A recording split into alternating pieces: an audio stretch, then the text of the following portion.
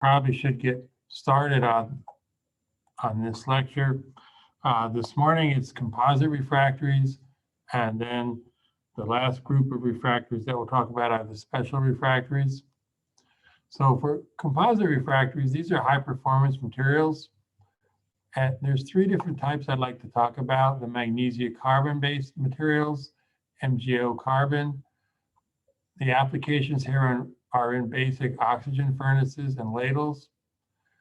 The alumina silicon carbide carbon, it's Al2O3 SiC carbon primarily, and then alumina carbon, Al2O3 carbon.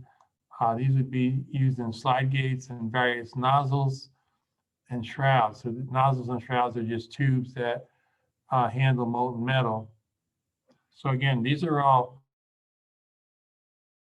materials mostly designed to resist thermal shock and corrosion to a specific application.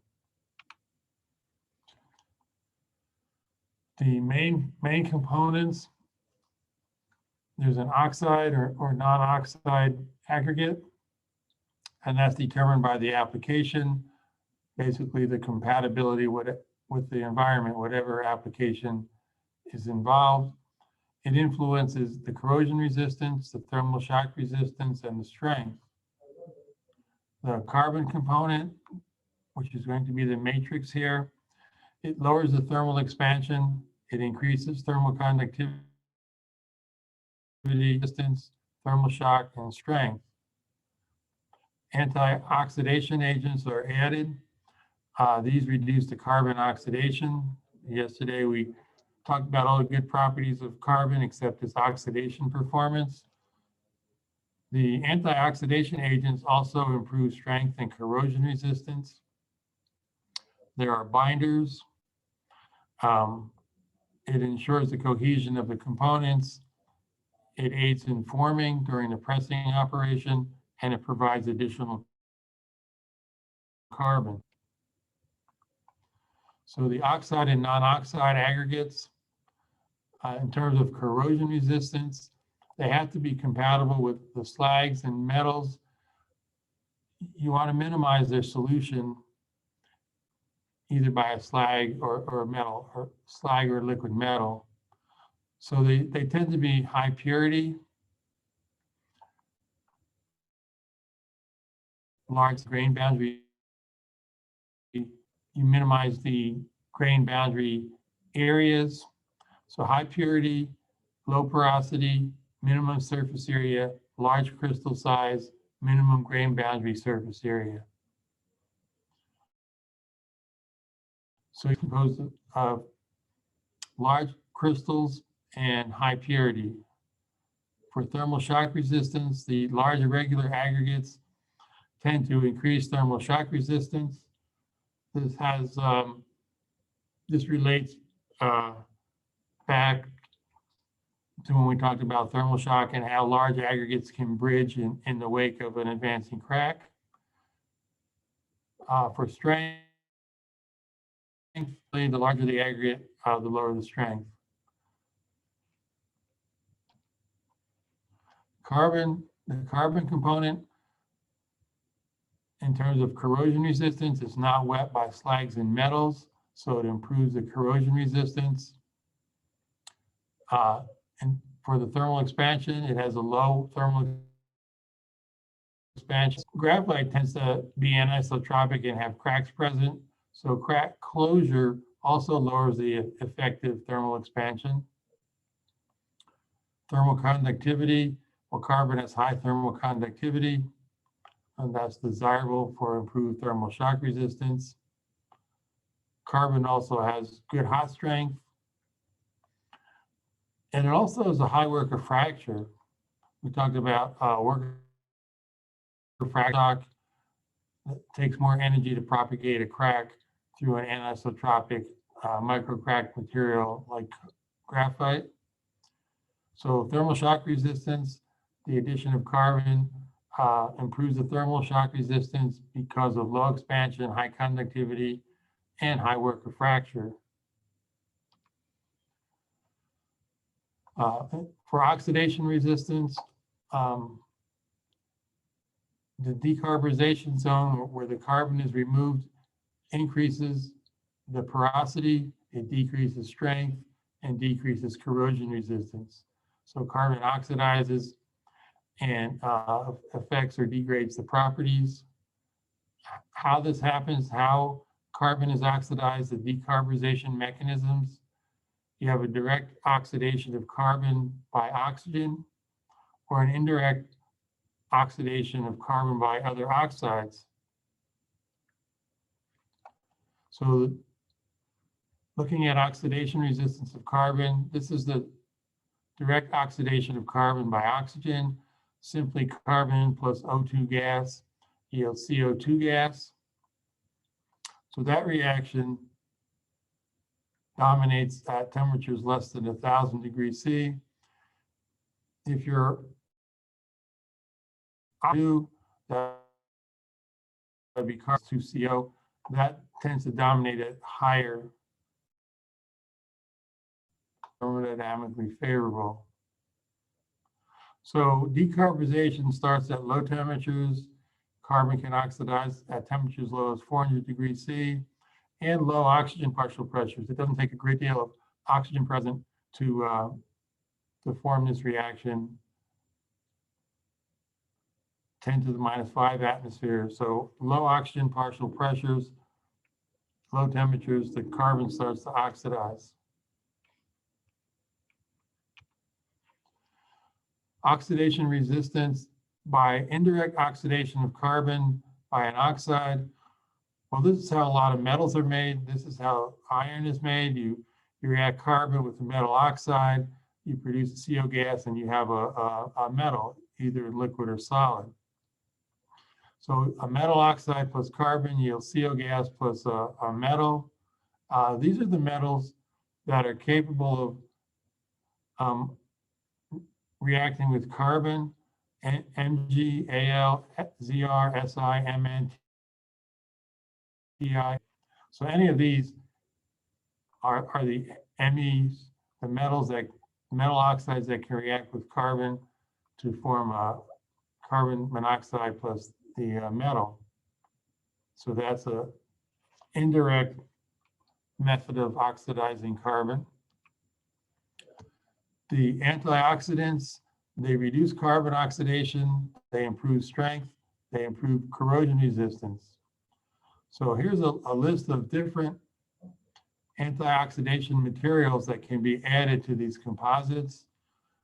Metals would be aluminum, magnesium, silicon, or alloys of aluminum and magnesium or aluminum and silicon. Ti is an oxide, antioxidation agent. Silicon carbide and boron carbide are two carbides that are antioxidation agents. They basically trap oxygen before it can react with the carbon. So they prevent the carbon from oxidizing basically by oxidizing these antigen agents. They also form compounds. These compounds can block pores, decrease porosity, and they can form a stronger ceramic bond. So how some of these work? For aluminum, you may add 2 to 5 weight%. So aluminum plus oxygen forms aluminum oxide, or aluminum plus carbon monoxide again forms aluminum oxide, but in this case, there's some carbon formation. So this antioxidation agent, Al, aluminum, removes O2 and also CO gas. It deposits aluminum oxide and carbon, so that improves the high temperature strength. It also blocks porosity and slows down oxidation of carbon.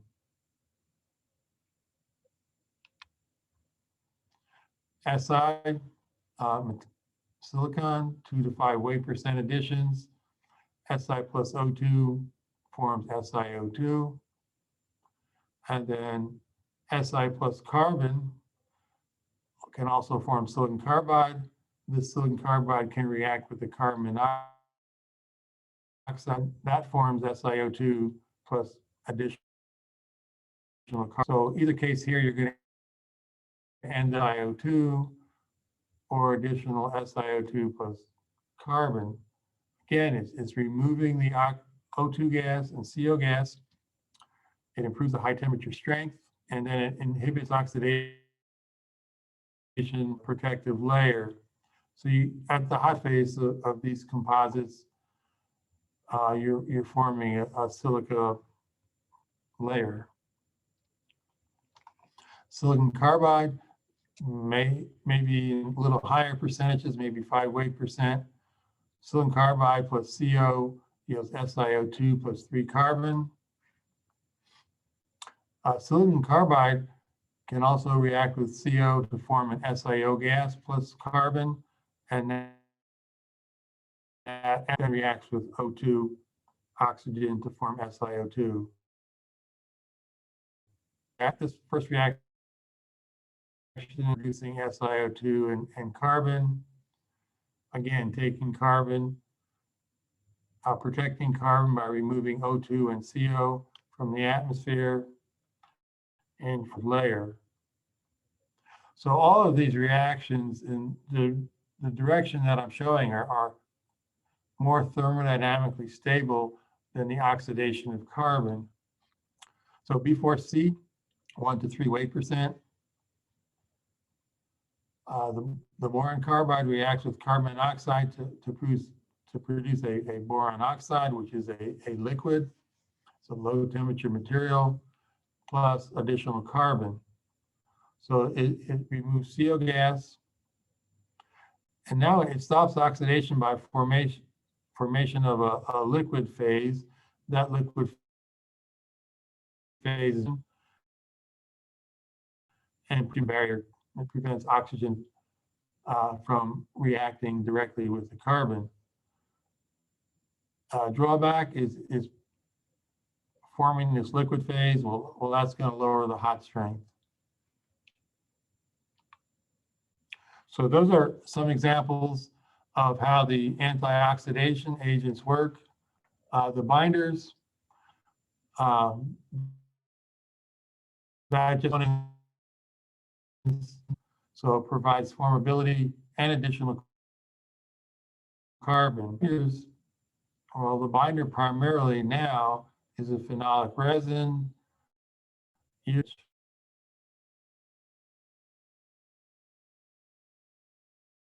70 weight percent. They're pyrolyzed at a high atmosphere where they're in carbon. Pitch has about a 50 weight percent carbon yield.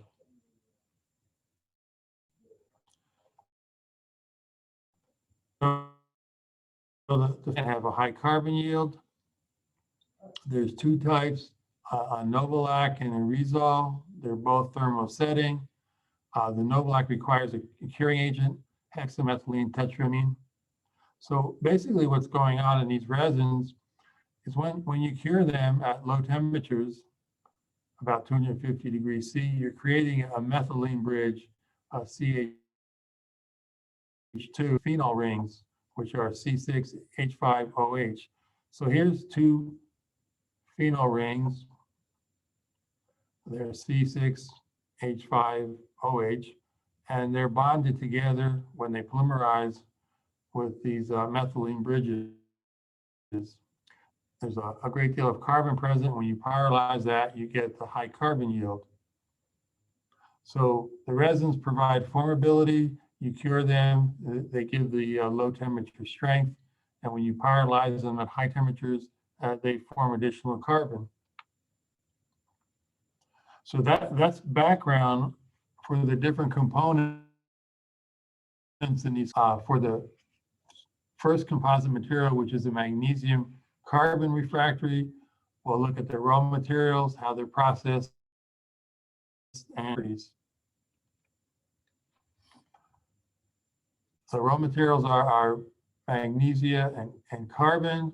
The magnesia, and you're probably looking at high grade, low impurity materials, can be a sintered magnesia or a fused magnesia. Carbon is a natural flake graphite, and these materials are going to have between 10 and 25 weight% carbon. The binder is going to be this phenolic. Phenolic resin has a great affinity to graphite and refractory aggregates, so it wets them after curing. And I mentioned it has a high carbon yield, so it has a high fixed carbon content. And the phenolic resins are superior to the pitches. So many years ago, pitch was used. Now phenolic resin is primarily used. Pitch also is carcinogenic. So in terms of in the environment, it's less harmful. The resin is less harmful than a tar or a pitch. Plus, it has better properties. Some of the oxidation inhibitors in the composites are aluminum, silicon carbide, and boron carbide. Again, they reduce the oxygen level and carbon monoxide level. They form dense protective oxide and carbon layers, and they improve the hot strength. So here's a chart of carbon loss versus anti-oxidation agent content. And it's at two different temperatures, 1300 and 1500 degrees C. So you have different MgO carbon composites with different levels of these anti-oxidation materials. This would be 0%, 1% silicon carbide, 1% aluminum, silicon, 3% silicon carbide, 3% silicon, and then 3% boron carbide. So the black bar is the lower temperature, the open bar or the white bar is the higher temperature. So these composites here, which is oxidizing for 6 hours at either. So the carbon loss was measured. So you can see with no anti-oxidation material, the carbon loss is the highest. The other extreme with 3% boron carbide, you can see the decrease in both of these values at either temperature.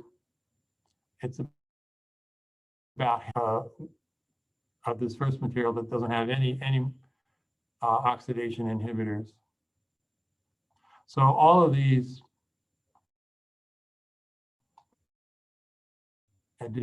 they all show some significant decrease in the carbon loss. So they all are somewhat effective for inhibiting the decarbonization.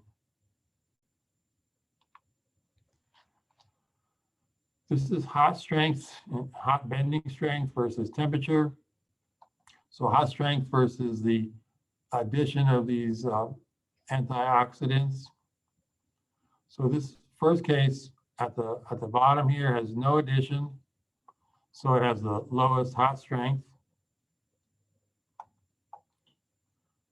The hot decreasing for several reasons, primarily because of the removal of carbon.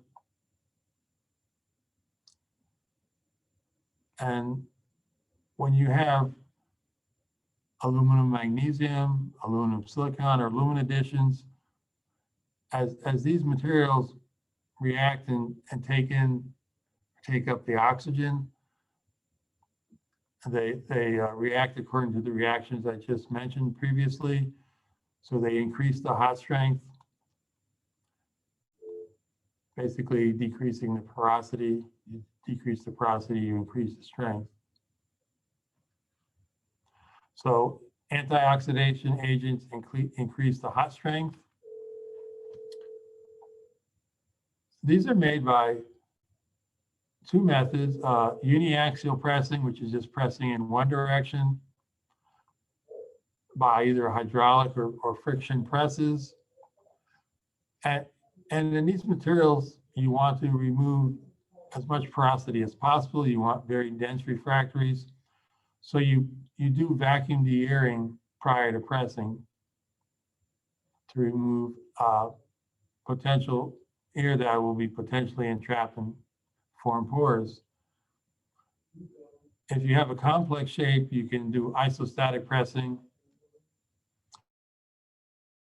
all directions. And we'll look at some isostatic pressing in a little bit. Properties of refractories depend on press density. So if you want good corrosion resistance, you need high density and low porosity. Carbon bricks are pressed as dense as possible.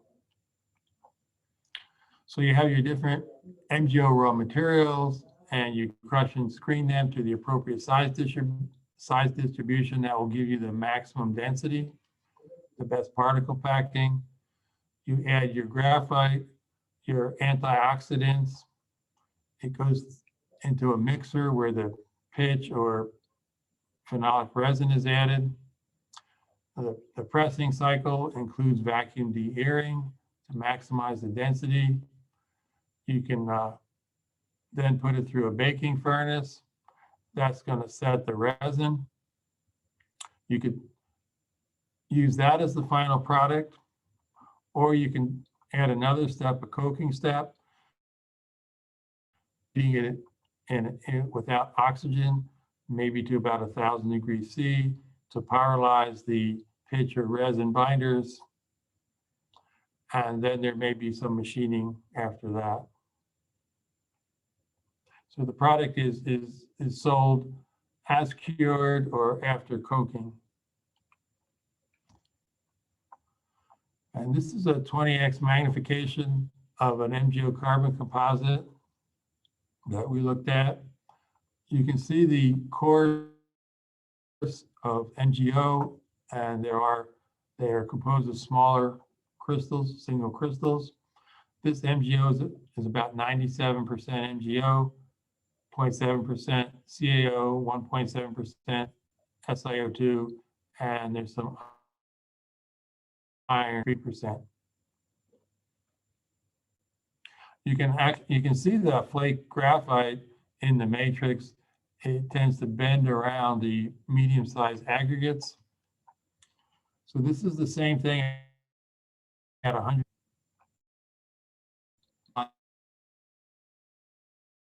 Top, a coarse MgO aggregate. You can make out the grain boundaries of the single crystals. Slight amount of a white phase, that's your grain boundary phase. The black is the flake graphite. So they're large flakes. They're during the pressing operation, they tend to bend around the medium size and coarse aggregates.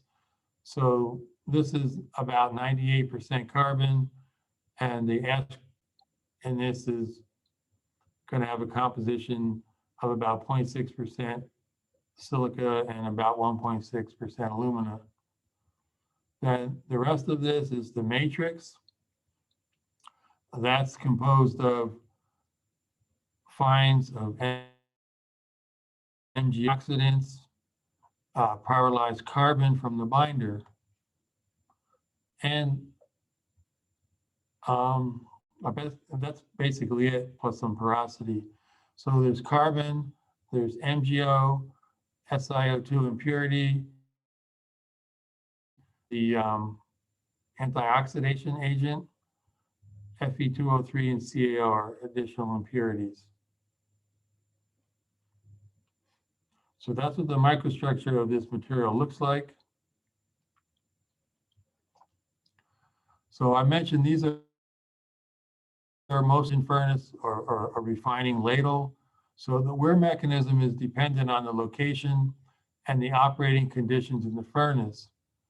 So various wear mechanisms are the solution of the MgO by the slag, so the slag dissolves the MgO, oxidation of carbon by metal oxide, and this could be iron oxide in the slag, oxidation of carbon by ambient gas, which is just oxidation by air, an erosion process where you have wear by lower the reef, you can have thermal shock.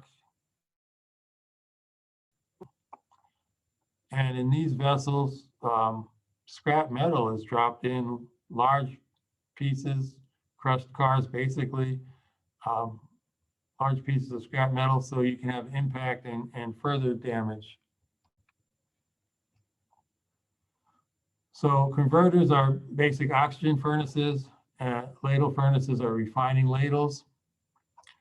And this just lists a series of positions in those furnaces.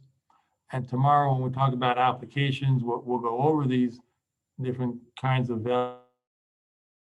vessels, how they're lined with or zone lined with different types of refractories. But right now, there's just different locations within these vessels. For the ladle, freeboard is above the metal line. Below the freeboard is with molten steel. In a converter, you have a tap hole, a slag line, an impact pad. The trunnions are the pivots on the side of the furnace. Contact with molten steel.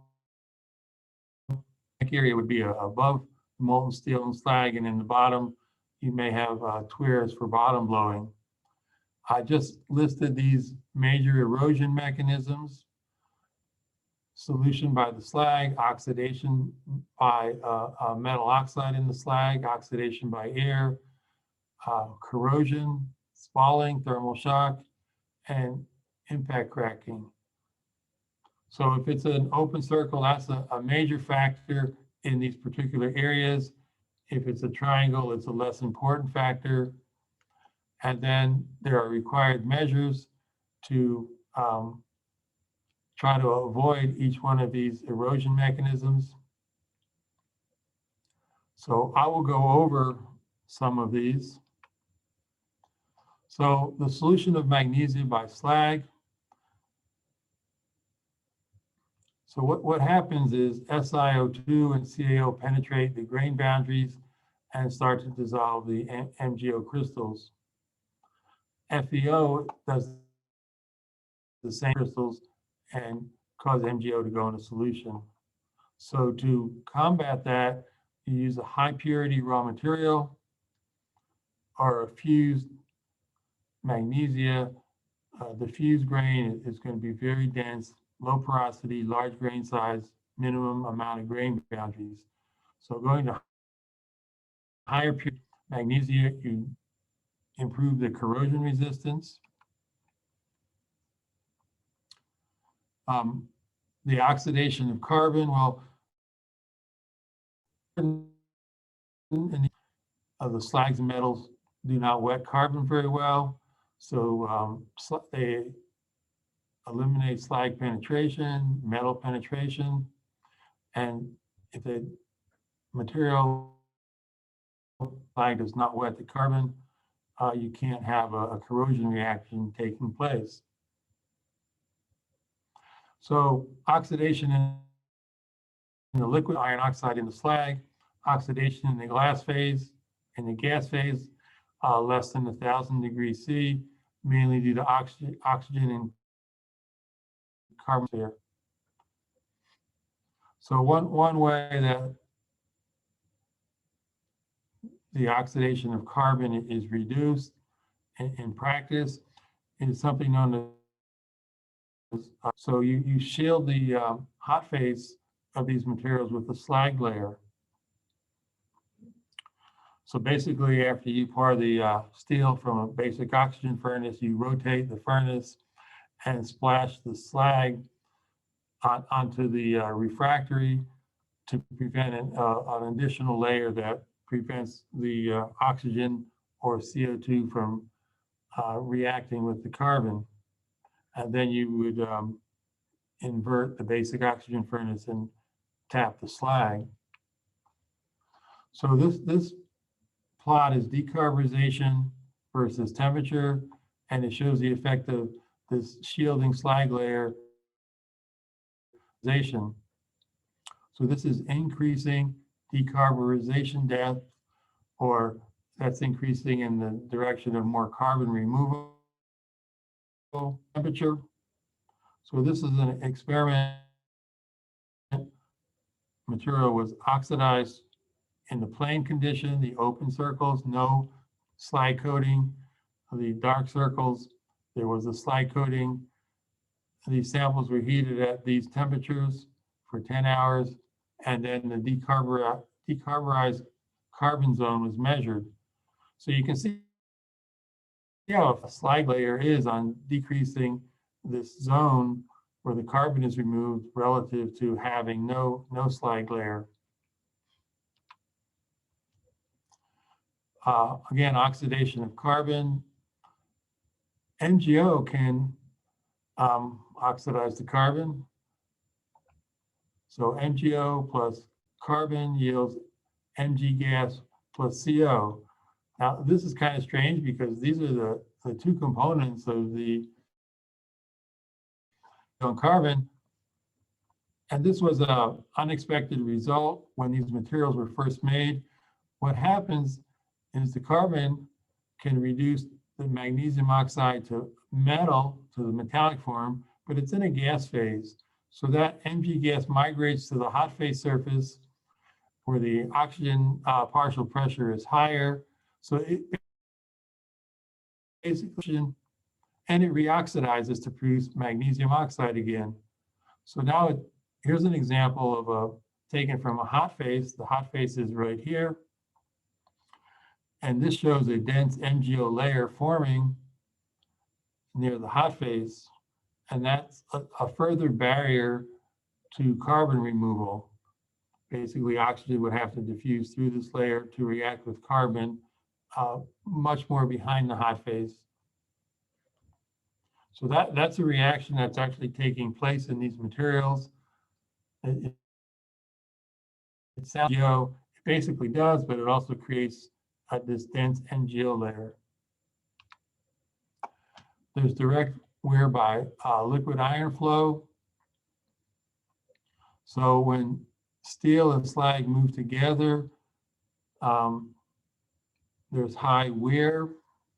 You don't have this stable slag layer that protects. And if you have a iron slag flowing over the refractory, you tend to increase the dissolution of carbon and magnesia. So how do you prevent that? Well, you have a denser structure. You may want to lower the carbon content. Carbon is not as hard as NGO. NGO is a very hard material. So it's a softer material that will erode faster. You can add additional metal additions to form these metal oxides, which improve.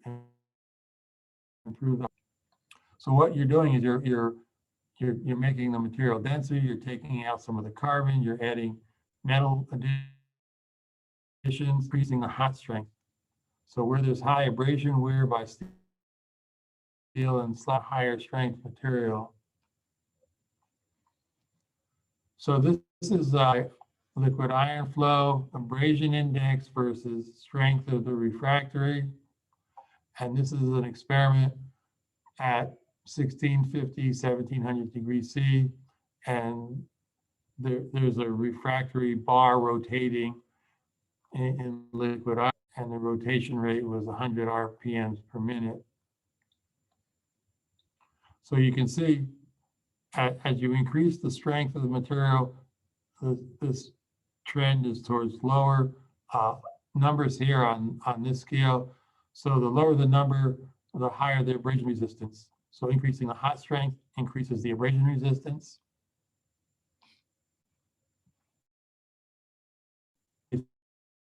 Thermal reduced cracking with increased graphite content. and increase cracking with increasing antioxidation materials such as aluminum. So there's an index here, a thermal shock index. So the higher the number, the more severe the thermal shock. This is a thermal shock basic content metal antioxidant. This is a metallic aluminum. The open dots are for air cooling. The solid dots are cooling. Quench were warm or severe quench. So graphite contact density. And we talked about crack density when we talked about thermal shock. On here, so increasing graphite content increases the thermal shock behavior and improves the thermal shock resistance, and for both for gradual air quenching, so rapid water quenching and gradual air quenching. In both cases, increasing the graphite content improves the thermal shock behavior. And there's always trade-offs here. Antioxidation agent and it oxidizes, you tend to have more thermal shock either for the water quenching or the air quenching method. So you're eliminating porosity, which aids in thermal shock resistance, and you're making a stronger material, which decreases thermal shock resistance. So both of those factors decrease the thermal shock resistance as you add more and more antioxidation material. A couple examples here of magnesium carbon refractories. The aggregate type here is a sintered MgO. This one is a fused MgO, and this one is a sintered MgO and a fused MgO, roughly 50% of each, so 1-to-1 ratio of sintered to fused. These are the resulting bulk densities. So these materials I mentioned are pressed to highest bulk density as possible. These densities reflect the fact that there's carbon present. The material, the binder is a low density material. But the porosity on all these materials %. So they're pressed to at high pressures to extremely low porosities. And these are materials that are just been cured. So you're basically measuring the strength of the resin, the phenolic resin. So the cold crushing strengths are in this range of about 4,000 to 9,000 PSI. The hot MOR at 1400 degrees C. These are pretty reasonable values. So maybe 1300 to 2600 PSI. And then these are different carbon levels. They're typically between, we'll go from 0 to maybe 30% carbon. So that's just some typical properties for these materials. Composite is a alumina silicon carbide carbon.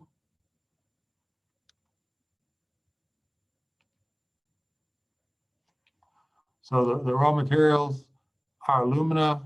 Alumina is added for corrosion resistance. A lot of these materials are used to line these refining ladles. The alumina can be a fused form, so a dense, low porosity, sintered form. We've mentioned bauxite and dilucite, various sources for high alumina refractories. The carbon is going to provide thermal shock resistance and slag penetration resistance. The silicon carbide is an antioxidation agent. It's going to protect carbon from oxidizing, and it's also non-wetting by slag. So it's also going to provide resistance to slag penetration. There's again going to be phenolic resin. It wets the aggregates and graphite rather well, coats them, gives high strength after curing, and a high fixed carbon content.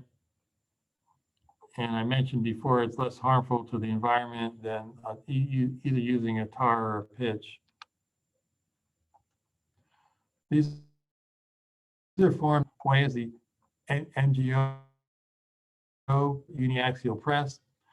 It can be hydraulic or friction mechanical type press, and they're usually vacuum de-aired to minimize the porosity, maximize. If it's a complex shape, it can be isostatic pressed. And again, the proper depend on the density, and you're always trying to make a higher density, low porosity composite. So you start out with your raw materials, aluminum oxide, silicon carbide. They're crushed to the appropriate size and screened and recombined to give optimum particle packing for optimum density. You have graphite and antioxidant. You have your pitch or your phenolic resin. They're vacuum de-aired, and basically the same process for MgO carbon. Them, you can have that form as the final product with the cured resin. You can coke them and pyrolyze the resin at a higher temperature. And if they're not in that shape, they can be machined. So for these materials, the aluminum, silicon carbide, carbon composites, thermal shock resistance is good. Heat and cool these materials without a great deal of damage.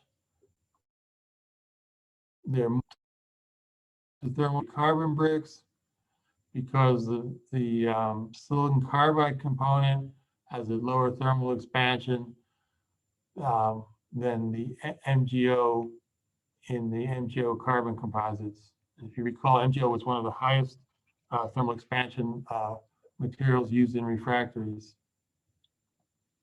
Silicon carbide is less than half of that in thermal expansion for MgO.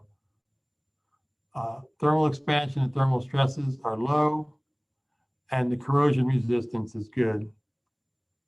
So again, these composites are designed to improve thermal shock resistance and corrosion resistance because they're handling molten steel and slag. And these vessels are being filled and emptied with hot metal, so they're subjected to both thermal shock and corrosion. The corrosion mechanisms or hot metal penetrating agents that are used in a ladle. Ladles many years ago were just used to transfer hot metal from one operation to another, but nowadays ladles can be used to alloy and refine the metal prior to a final operation where they might go into some casting operation like continuous casting. So they're hot metal pre-treating agents like FeO to remove silicon from the metal. Other agents like CaO, CaF2, CaC2, and Na2O remove, and these reactions are or can take place in a ladle that's lined with these composite materials. So you need to go to a fused Al2O3 with larger crystals, less grain boundaries. So you're going to a more expensive alumina raw material relative to a simple sintered alumina material. And that gives better resistance to some of these materials like FeO, Na2O, and CaF2. FeO and Na2O also oxidize silicon carbide to SiO2 and carbon. So corrosion by these agents penetrating the MgO crystals and oxidation of the silicon carbide and the carbon. So here's a degree of wear for a high alumina refractory. It's not a composite. An alumina silicon carbide composite, alumina silicon carbide composite. The black bar is the slag that removes sulfur. The bar with the dots is the slag that removes silicon. The open bar is the slag that removes sulfur. And the crosshatched bar is just a blast furnace slag. So these experiments were run at these temperatures, had these contact with these different types of refractories, and there was a measurement of the wear. So the higher the number, the more corrosion. So you can see just using either one of these composites, you drastically reduce the amount of wear for any slag here. These composites are, ladles used to be lined with fire clay, obviously, and with these materials, especially when you're doing alloying and fining in the ladles, you want to go with these composites. We'll look at applications. I'll show you what a torpedo ladle is and a hot metal ladle. But these are two types of ladles that transport hot metal. There's different positions in these ladles. There's also, when you transport metal, there's some slag on top of the metal. So there's a slag line. It's just the area where the iron, which contains carbon, is in contact with the refractory. Torpedo ladles transfer iron before it's converted to steel by removing the carbon. The ceiling would be the roof. Have slag lines, the tops and bottoms. The top would be the sidewall in contact with hot metal, and the bottom is obviously the bottom in contact with hot metal. So these are in contact with steel. These are in contact with iron. The bulk densities are shown here, which is just a function of how much carbon or silicon carbide you've added. The porosities, they're higher than the MgO carbon materials, but they're still relatively low, usually less than 10%, maybe closer to 5%. The strengths are rather decent. Again, they're resin bonded and cured. So this is a cold 5 to 7,000. This is a bending strength 2 to 3,000. And these are some different compositions for different wear areas. These linings are zoned. We'll go over zoning tomorrow, where refractories are used. Different refractories are used in different locations. But you can see that there's a range of alumina contents. There's a range of SiO2 contents, silicon carbide contents, and then carbon. So silicon carbide tends to be 5 to 8%. Carbon is around 10, 15%. The balance is primarily Al2O3 or alumina, but now in some of these materials, SiO2, and that's fused SiO2, the amorphous version, is added. So these alumina, silicon carbide, carbon composites contain fused silica, and that lowers the thermal expansion of the composite and improves the thermal shock resistance. So the life on these materials in these various ladle applications is not that long. So when you add a few silica, it's eventually going to crystallize, but the campaign lives are not that long. So you can get away with adding some fused silica and keeping it in that form. So you can see the different additions. This one's as high as 30. So the higher the SiO2 content, the more thermal shock resistance you have. The last material is an aluminum carbon refractory. The raw materials are alumina, sintered or fused, carbon, which is natural graphite, natural flake graphite. It could be amorphous carbon. I mentioned carbon black, a very fine carbon. Sometimes that's added. So this is an aluminum carbon composite, but sometimes some zirconia is added, improving corrosion resistance. Mullite is added for thermal shock resistance because it has a low expansion. And clay is a bonding agent. It also is an antioxidation agent because it can act as a barrier to oxidation. Metallic antioxidants that are used in these composites, silicon, aluminum, magnesium, or alloys, different metals. Silicon carbide and boron also used. And again, the binder is going to be a phenolic resin. And for these same reasons that we went over for the other two types of composites. So these are mostly used for metal flow control.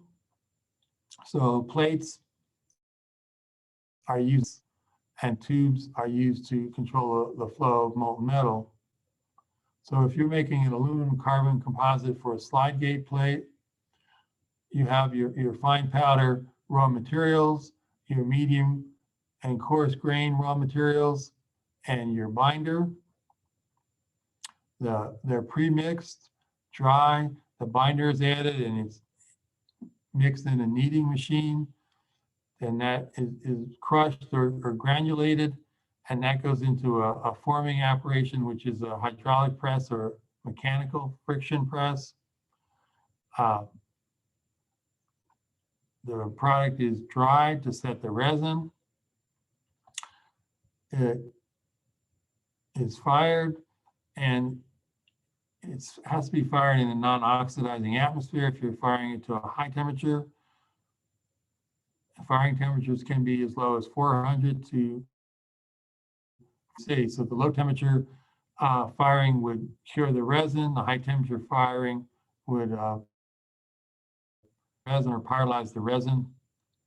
You can re-infiltrate the fired material after it's coked with the phenolic resin binder, and then fire it again to produce more carbon in the pores and increase the density and reduce the porosity. Then it's machined and you have your final product. For nozzles and shrouds, which are just tubes for handling molten metals, you start out with your fine powder raw materials, your medium and coarse grain raw materials, and your binder, which is most likely going to be a phenolic resin. The powders and coarse materials are mixed dry. The binder is added and mixed in a kneading machine. It's granulated, and then it goes to a forming operation. And these are nozzles and shrouds, so they're in hollow tubes. So they're not pressed the same way as a plate would be pressed in a uniaxial direction in a press. They are cold isostatically pressed. And I'll go over that, how that's in a few minutes. The materials are dried, fired in the non-oxidizing atmospheres. They can be machined to more exact dimensions. You can put a coating on these materials, which is basically a glass or a glaze. It's an oxidation barrier. And at that point, you have your final product. So for nozzles and shrouds, they're isostatically pressed. So here's your mixed raw materials. They're going into these filling stations. And here are your molds for making the tubes. A mold is simply a mandrel or bar. Over that is a plastic or rubber bag. So when the bag is placed over the bar, you have this space that forms the tube, this hollow space, is the exact size of the tube. So your raw materials fill these molds. Then you apply a pressure, usually a water pressure, to this rubber bag. That densifies the material around the metal bar. So you end up with pieces that look like this. These tubes have ends on them right now, but you end up with hollow tubes that are isostatically pressed. Those tubes are low temperature, and then they can either be fired in what's called a closed firing, which is no under reducing conditions. So you end up with a alumina additives bonded by a carbon matrix, which is now the coat carbon or the pyrolyzed carbon. Or you can apply a glaze. So a glaze is sprayed on these tubes. So the tubes are coated with the glaze, and then it goes into a where, and that causes the glaze to melt and flow over these tubes to make the oxidation barrier. So where these are used, and I've had one example here for continuous casting. We'll talk more about this tomorrow. But this black area is the bottom of a ladle. And here's where the hot metal is flowing out of the ladle that controls the flow of the ladle. A slide gate is just two plates with holes in them. When the holes are aligned, metal flows. When they're not aligned, it stops the flow of metal. Here's a ladle shroud. So here's the tube that controls the flow of metal from the ladle to the tun dish. This is a tun dish. It's basically similar to a very large bathtub. It's holding the molten metal prior to going into a continuous caster. So here's the steel, probably a small layer of slag on top of that. This one has a stopper design. So this stopper moves up and down and controls the rate of flow. You can also here to control the rate of flow. And the submerged entry nozzle is this tube here that controls the flow of metal from the tun dish to the continuous caster. The continuous caster is a water-cooled mold. So the metal goes into this mold, and then you have a solid strand as it's cooled of steel.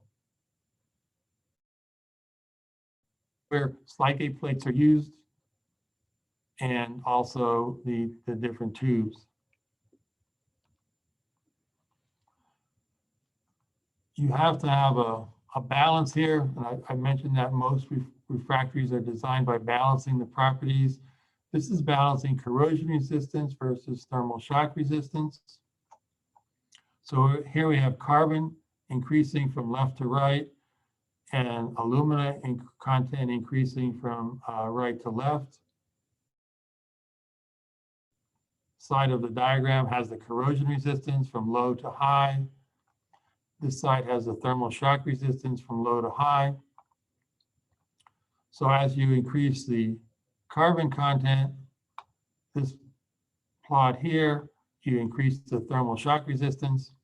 As you increase the alumina content, you're going to increase the corrosion resistance. So obviously you want to pick a spot in the middle where you try these properties. So you optimize the thermal shock resistance and the corrosion resistance combo here, where you have the highest of both, highest performance of both properties. This is the same plot. You have corrosion resistance low to high, thermal shock resistance low to high.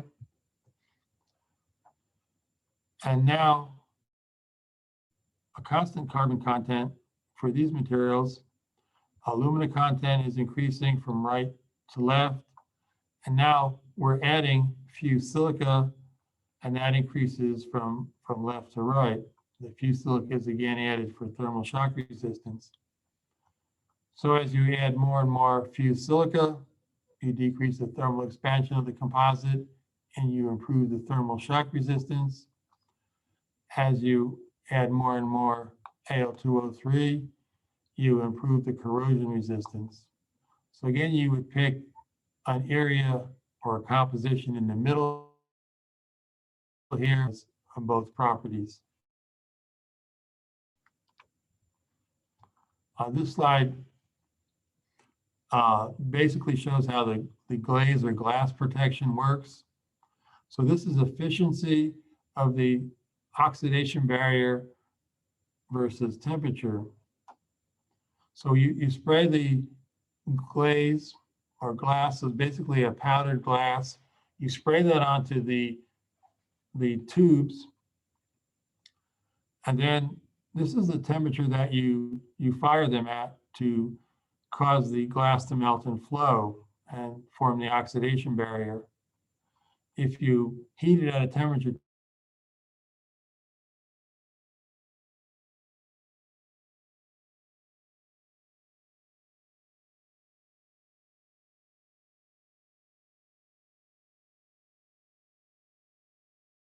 liquid, and then it may actually flow off or wash off.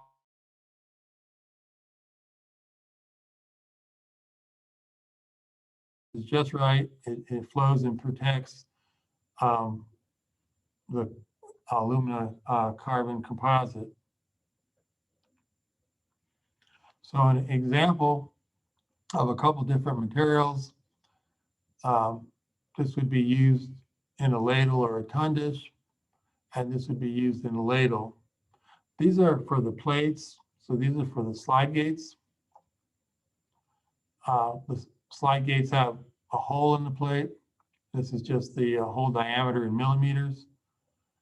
The bulk density, again, it's just a number here. It just reflects the composition. Obviously, the more carbon, the lower the density. The porosity is more meaningful. You want a low porosity. And these have fairly high strengths in cold crushing. The thermal expansion is pretty high, about 1 or more than 1% here at 1500 degrees C.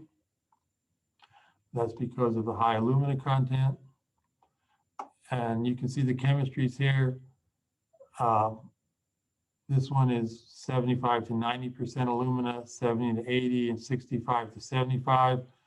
There's some SiO2 added to enhance the thermal shock resistance. There's some ZrO2 added. ZrO2 is excellent in corrosion resistance, so it's added for that purpose. And then the carbon. So thermal shock resistance in these three materials goes from low to high in this direction, and corrosion resistance goes from lower to high in this direction. So the alumina content is increasing from right to left, so is the corrosion resistance. The thermal shock resistance is increasing from left to right, and that reflects the increase in the fused silica content. So those are plates used in slide gates for controlling the flow of metal in either ladles or tun dishes. These are the nozzles and the shrouds. So these are the composite tubes. And again, the bulk density just reflects the mixture of components. You have some dense components like ZrO2 and some lightweight components like carbon. The porosities on these materials are a little bit higher, and they're designed with higher porosity for thermal shock resistance, because hot metal, when it's shut off, the tube cools, you then start to flow of hot metal. It's a severe thermal shock condition. The MORs are relatively decent, over 2000 PSI at room temperature. Now these materials, because they have high carbon, high SiO2 content have a lower thermal expansion percent at 1,000 degrees C. So they're about half of these other materials. And they're designed with lower expansion because they need superior thermal shock resistance. The alumina contents for the different materials are 40 to 75%, maybe 35 to 70%. They have a significant amount of SiO2. They have a significant amount of ZrO2. Again, the SiO2 in the fused form is to improve thermal shock. The zirconia is used to improve the corrosion resistance. It is actually more corrosion resistant than alumina. And then you have your carbon and your silicon carbide for the non-wetting conditions. And silicon carbide is also an antioxidation agent. So the thermal shock resistance on this group of materials increases to the right. The corrosion resistance increases to the left.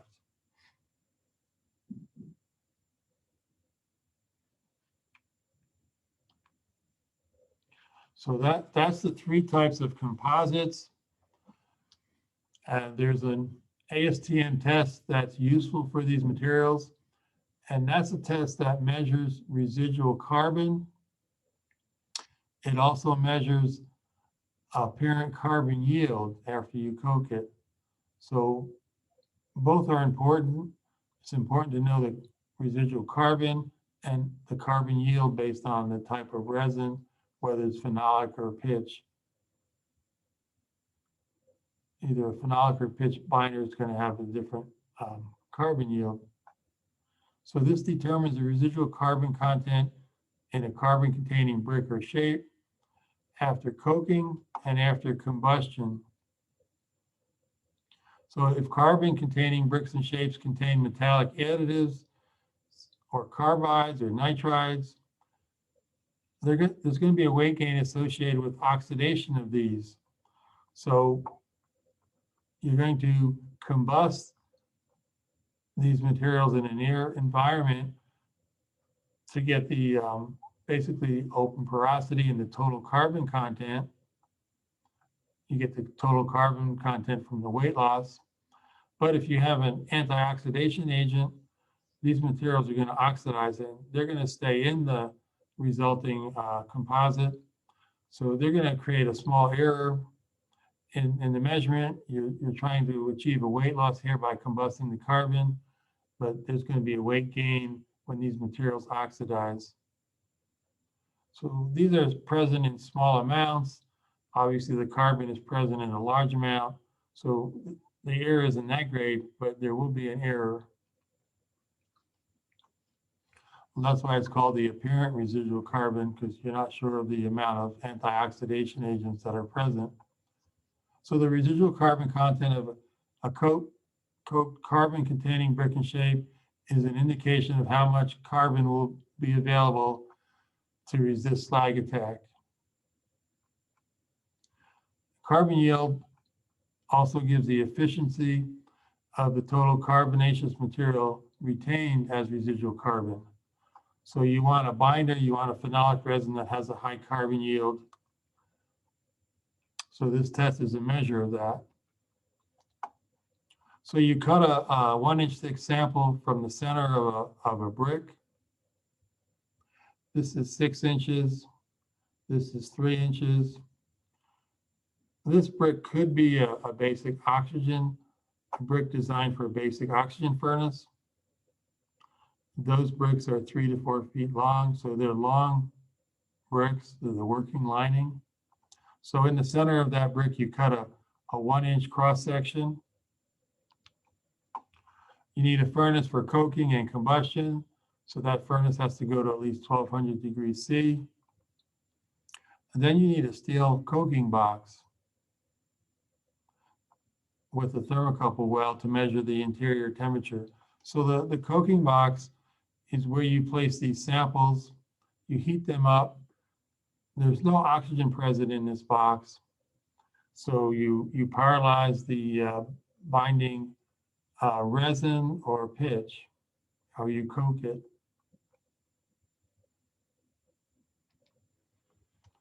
So you start out by drying these samples. You measure the weight. You place the samples in this stainless steel coking box. And then you cover the samples with a fine powder of carbon. That could be coke grease. It's just finely ground coke. Then you heat the furnace at 220 degrees C an hour till you reach 980 degrees C, and you hold it for 3 hours at 980 degrees C. So the stainless steel box has a thermocouple well to measure this interior temperature, and it also has a relief valve to remove the gas pressure. Otherwise, it would explode. So you measure the weight of the sample after coking at 980 degrees C. So now you have a composite with all of the carbon sources coked, and you have basically AO2O3 plus carbon. So then the next step is to ignite the sample in an oxidizing atmosphere between 980 and 1205 degrees C. So you burn away all the carbon. And I mentioned that you also can oxidize an antioxidation agent. So you burn away the carbon. There's a carbon loss. If you're oxidizing a metal additive, it's going to be a weight gain. So you try this at a minimum of 8 hours, and you keep weighing and reheating until you get a constant weight loss or a constant weight. So you measure the weight of the sample after igniting at this high temperature, and you keep going through the process until there's no longer a weight loss. So you can calculate an apparent residual carbon. That's just the coked weight minus the ignited weight. So that's the total carbon that was burned off divided by the coked weight. So that's your residual carbon. There's a loss on ignition. That's after igniting in an air atmosphere. So the weight after drying minus the ignited weight, that's the total carbon loss divided by the initial weight. And then the percent carbon yield is the coked weight minus the ignited weight. That's the total carbon content divided by the weight after drying minus the ignited weight. That's the total carbon content before coking. So a test report would look something like this. There are 3 samples here. The resin bonded MgO. Coking temperature was 1800 F. The ignition temperature was 2200 F. And you have your initial weight, your coked weight, your ignited weight. Then the 3 values we just went over, the residual carbon, the loss on ignition, and the carbon yield. So the residual carbon in these materials was 4.5 to maybe 5%. So it's a low carbon containing material. The loss on ignition has to be a little bit higher, about 6%. And then the carbon yield was about 77% here, 72 and 65. So the carbon yield is a function of how much carbon is added and then how much resin is added in the yield on the resin. Okay, that's the 3 composites that we went over. The 3 carbon matrix-based composites for special applications, and a test to evaluate the retained carbon. Are there any questions on these materials? If there are no questions, we'll take a break and come back at 1 o'clock, and we'll go over these 2 groups of refractories, zirconia and zircon. So the zirconium-based refractories and the fusion cast refractories in these 4 compositions. These are all called special refractories. I've never figured out why they're special. but that's what they're called when they're classified. So we'll go over this group of refractories at 1 o'clock. Thank you for your time and attention, and I'll see you back at 1 o'clock. Thanks. Area special refractories for today. And I already mentioned that the first group is based on zirconia, ZrO2, and another zirconia-based mineral, zircon, ZrSiO4. And then we'll go over these 4 fusion cast materials that are pretty common. The first is AZS, just alumina zirconia silica, Al2O3, and then an Al2O3 or alumina dope with Cr2O3, and then an MgO Cr2O3 material, a magnesite chrome refractory. So we've pretty much gone over these materials, but not in the fusion cast form. So we're always going to follow the same format. What are the raw materials, the phase diagrams, any processing, and then microstructure property relationships. Zirconia is ZrO2. When it's mined, it has 5 to 7 weight percent SiO2 and maybe 5 to 7 weight percent Fe2O3. And zircon is ZrSiO4. That's 67.2% ZrO2 and 32.8% SiO2.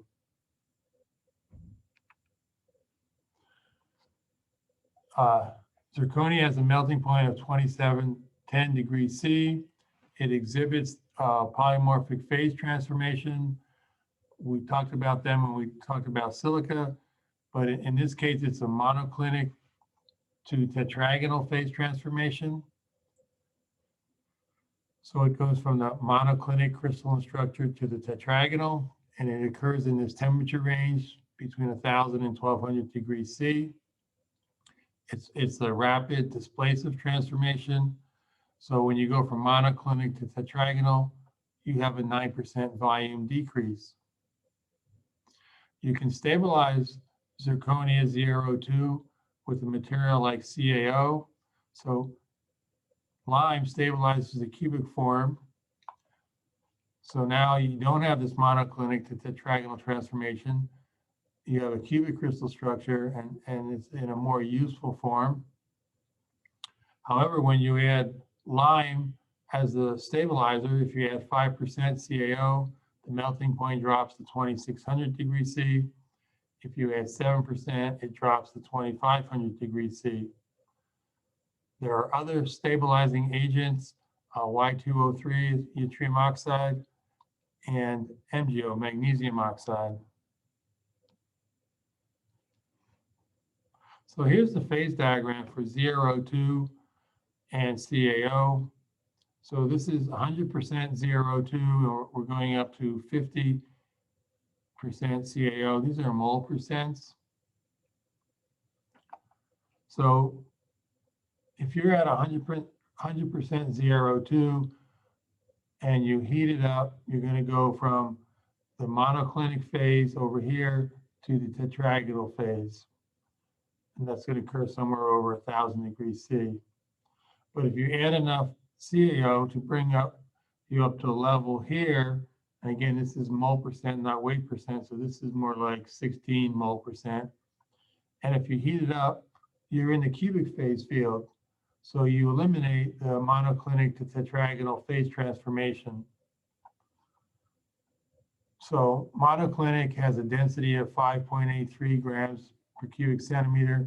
Tetragonal phase is denser, 6.10 grams per cubic centimeter. So going from monoclinic to tetragonal to the more dense crystal structure, you have that volume decrease. And cubic is 6.09 grams per cubic centimeter. Here's a phase diagram for ZrO2 and Y2O3 showing the same thing as with the CaO additions. So here's 100% ZrO2. You're in the monoclinic form, And then when you reach 1,000 degrees C or so, you're going to go to the tetragonal. But in mole percent Y2O3, if you add, let's say 10%, you're going to be in this phase field. It's all going to be cubic. So now when you heat it, you're just going to have cubic crystal structure. You're going to eliminate the phase transformation. So either Y2O3, CaO, or even MgO will do the same thing. Zircon, ZrSiO4, is stable to 1540 degrees C. Above this temperature, it starts to decompose to ZrO2 and SiO2. So zirconia and the cristobalite form of silica. To make this a useful material above 1540 degrees C, you have to add alumina. So the alumina reacts with the silica to form mullite. So ZrSiO4, zircon plus alumina, Al2O3. You have the decomposition and you of zircon, so you end up with zirconia, ZrO2, and then the alumina combines with the silica to form this compound, which is mullite, the 3:2 ratio of alumina to silica.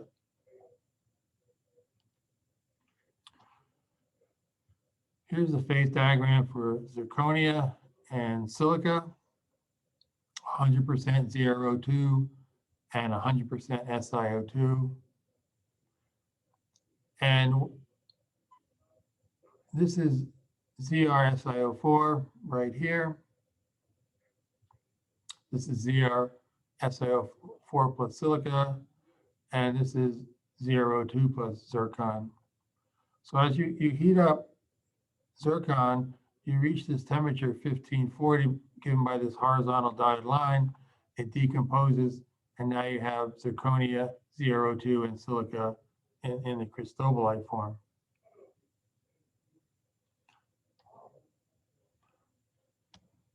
So when you process zirconia in the stabilized form, you start out with ZrO2 and CaO. And this material, again, for normal forming operations, it's crushed and screened to the right size distribution. You go through a mixing step with an organic binder. You can extrude this material, you can dry press it, you can isostatic press it. The firing temperature is relatively high, 1750 to 2000 degrees C. It's a high temperature material.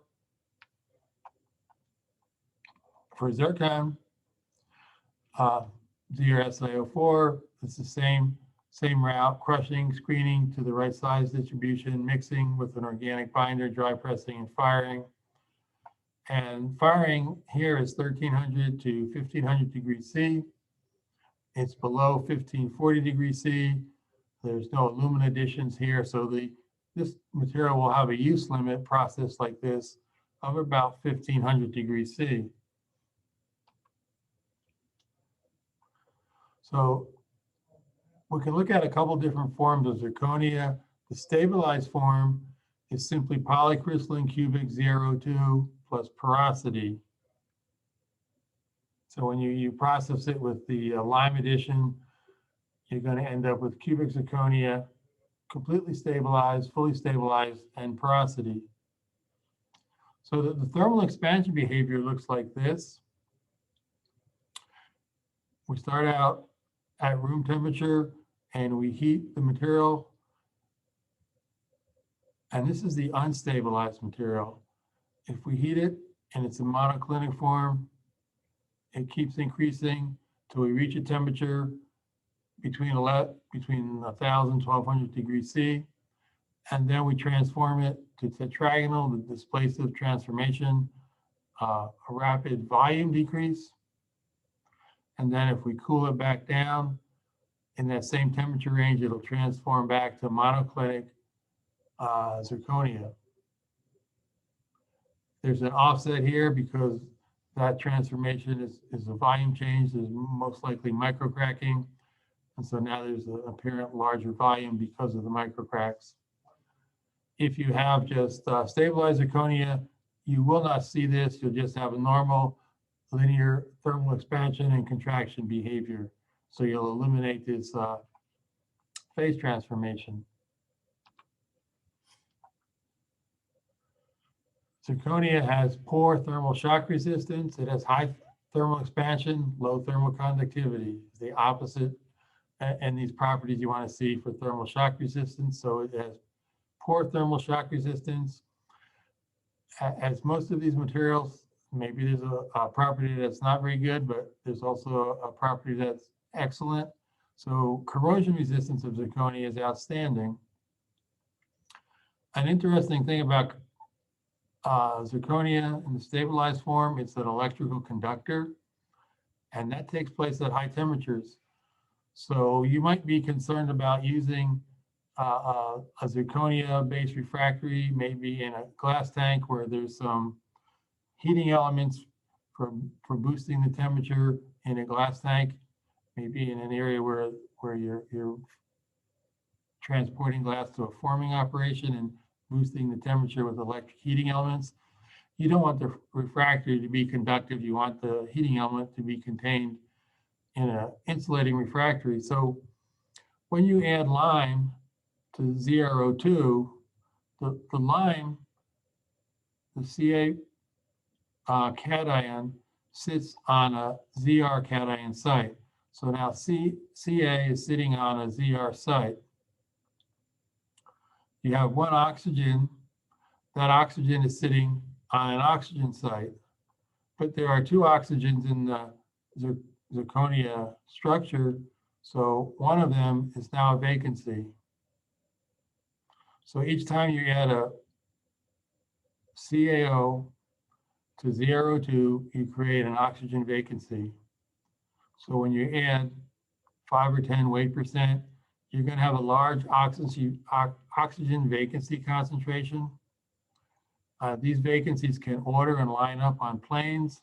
So what's causing the electrical conductivity here is not electrons, mobile electrons like in a metal, but it's a mobile cation.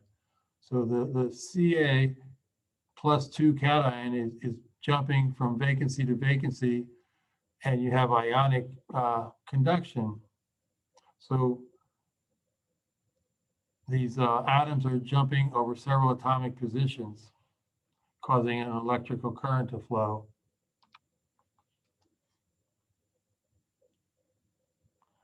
Partially stabilized zirconia,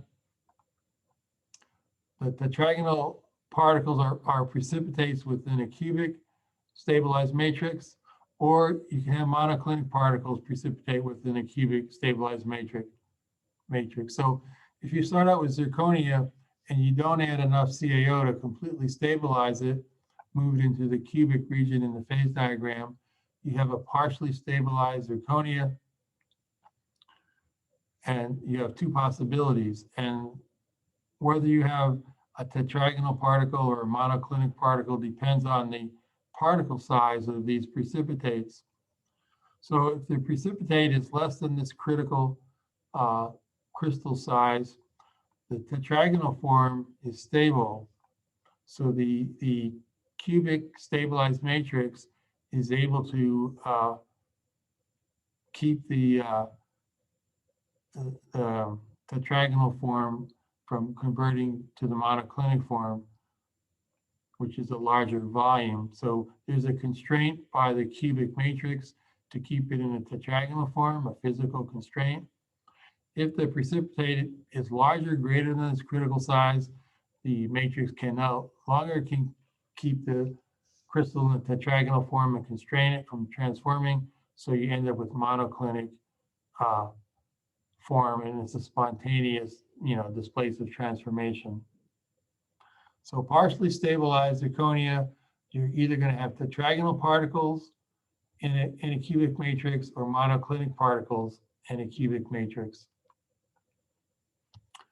The first version, tetragonal particles in a cubic matrix, is going to give you a high strength material and high fracture toughness. And fracture toughness is just the resistance to crack propagation.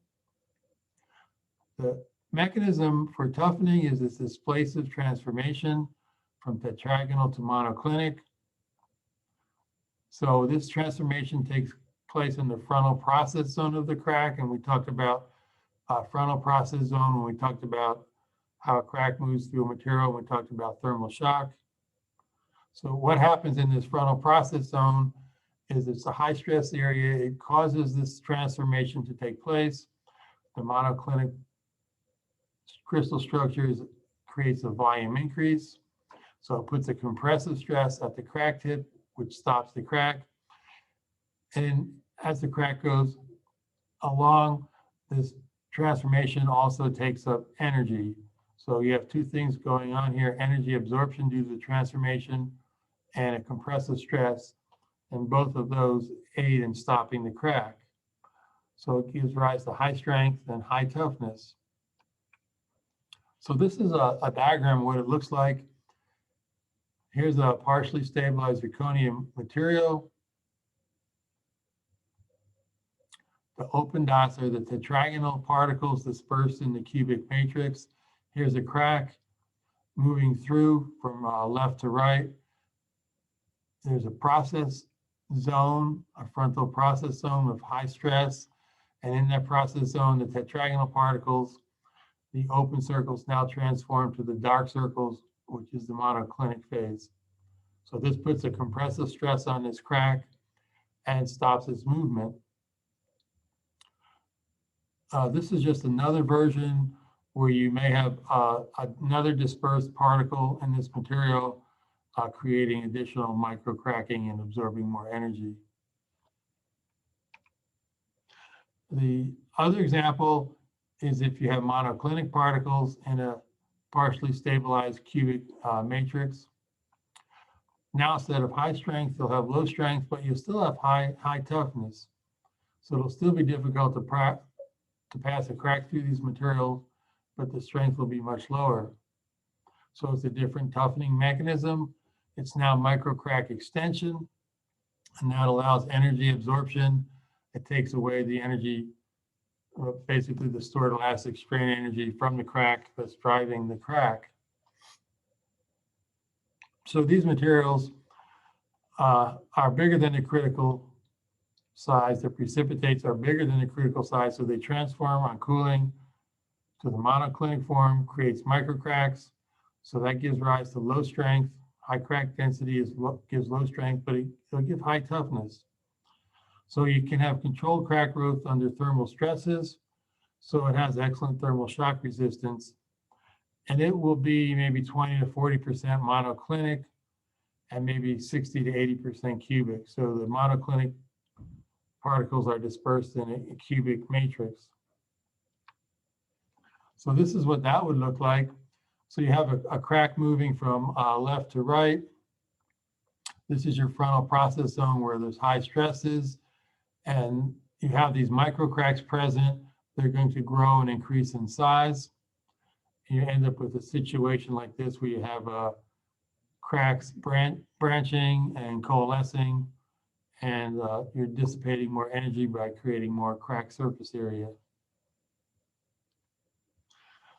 The last version of this material, zirconia, completely unstabilized. So if you start out with a very fine grain tetragonal particle, if you maintain small grain size, you can cool this to room temperature and have a completely constrained material. So the constraint is imposed by grains in contact with each other, as long as you keep the grain size very fine. That gives rise to very high strength and fracture toughness. And then when a crack moves through this material, it's 100% this place of transformation takes place. All the material transforms from tetragonal to monoclinic. So those are the different possibilities with zirconia. Zircon is simply polycrystalline zircon in porosity for the microstructure. Zircon has a lower thermal expansion coefficient than zirconia and a higher thermal conductivity, so it has improved thermal shock resistance.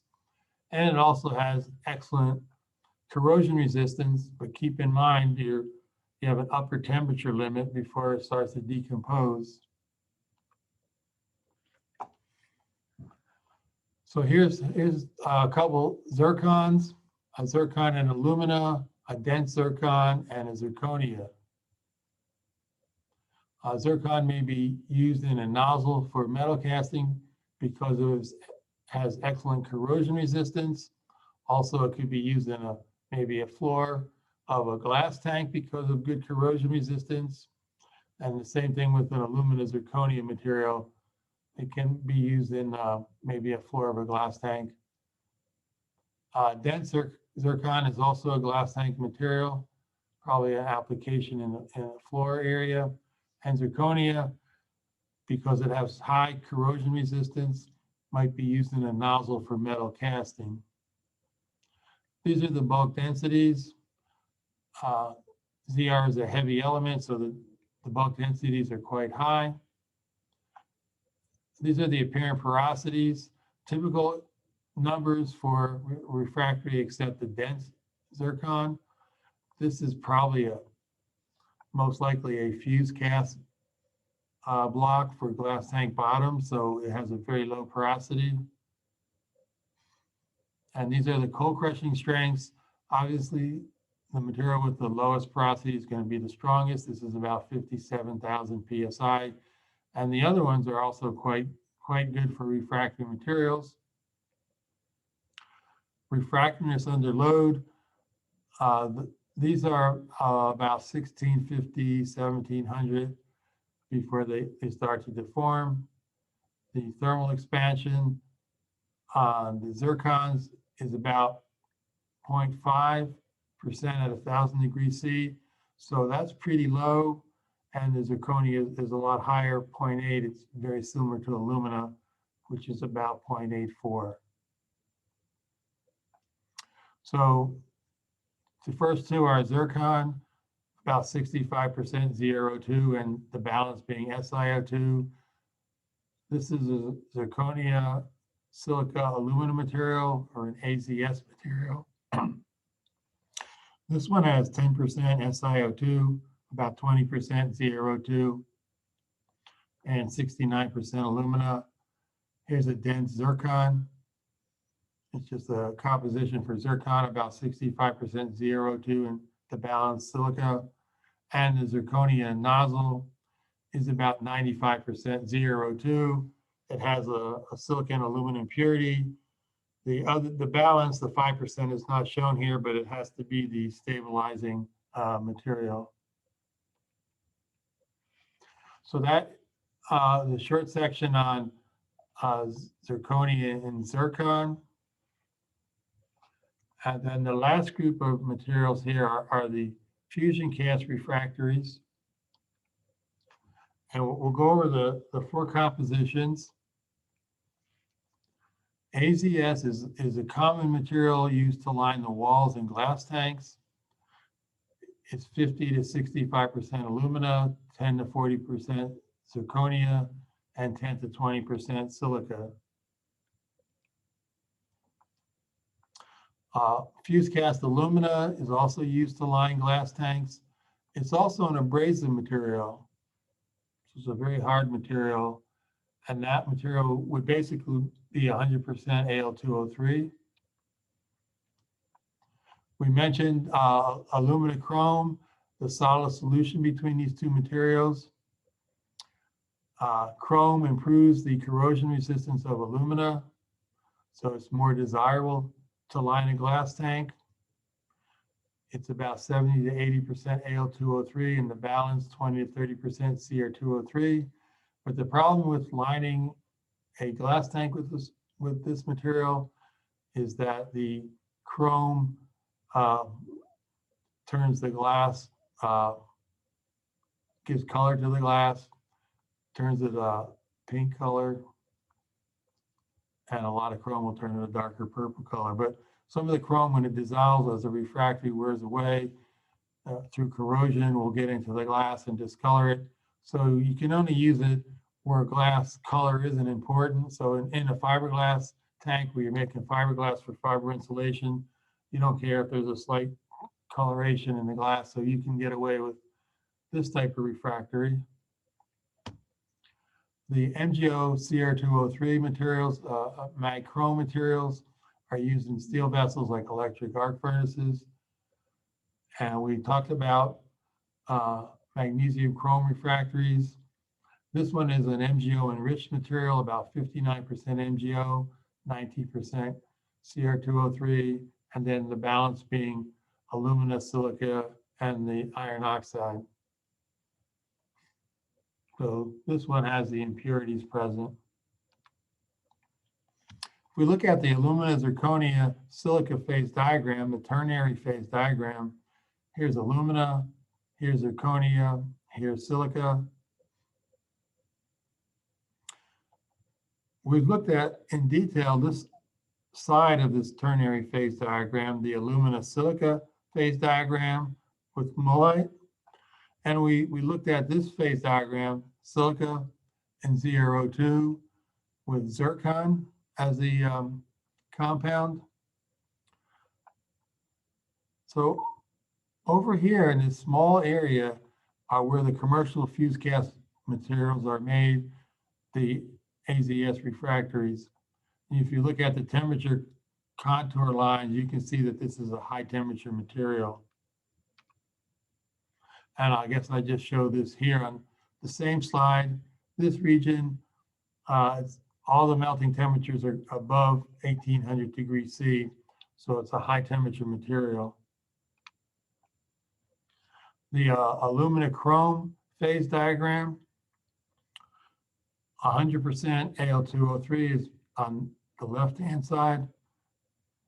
Aluminum melts at about 2045 degrees, and that's degrees C.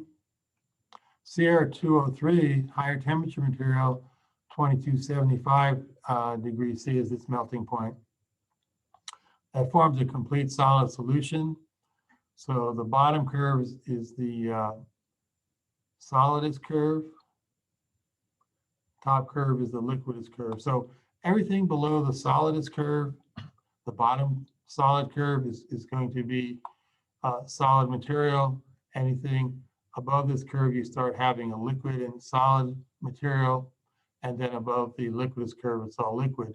So anywhere in the solid solution between alumina and chromia, you have a high temperature material. The MgO Cr2O3 phase diagram, this is 100% NGO. This is 80% MgCr2O4. That's a spinel composition or a spinel crystal structure. If you look at this phase diagram, you see liquid doesn't form until about over 2300 degrees C. So again, this is a high temperature system. You have MgO, you have MgO plus the spinel version, which is MgCr2O4, and then the spinel over here. So all of the fuse cast materials are high temperature materials. So to make a fuse cast refractory, whatever raw material you're starting with, it's mixed and then it's melted in an electric arc furnace between 1800 and 2600 degrees C. And then it's cast, and it's cast into a carbon or sand mold. And then it's allowed to cool and crystallize. If there's no controlled cooling rate, you're going to end up with blocks. And these are cast in large blocks. You're going to end up with a cracked block. But if you're going to make fused grain for other refractory applications, you don't care. It's going to be ground up anyway. But if you want to make large shapes, you have to nail them slowly to remove the stresses, and that may take several weeks. So they're cooled at very slow rates over maybe 2 weeks. And then these large shapes are diamond machined into blocks or bricks or various other shapes. So the way the electric arc furnace works is you don't use any refractories to line it. You have a metal shell. That shell is water cooled So these circles just represent water cooling lines. You put your unmelted powder into the furnace, and then you drop your graphite electrodes and strike an arc and form a melt in the center. Your lining of this furnace is unmelted powder. Because it's water cooled, you're putting a steep thermal gradient and you're keeping the powder from melting. So you're melting the material within itself by using water cooling and creating this large temperature gradient and using material that's unmelted as the insulation to protect the metal shell. So after you create a melt, you just pour it into the sand or carbon molds. Pouring temperatures are quite high. AZS pours between 1800 and 1900 C. Alumina is over 2000 C. Alumina chrome is even higher, 2300 degrees C.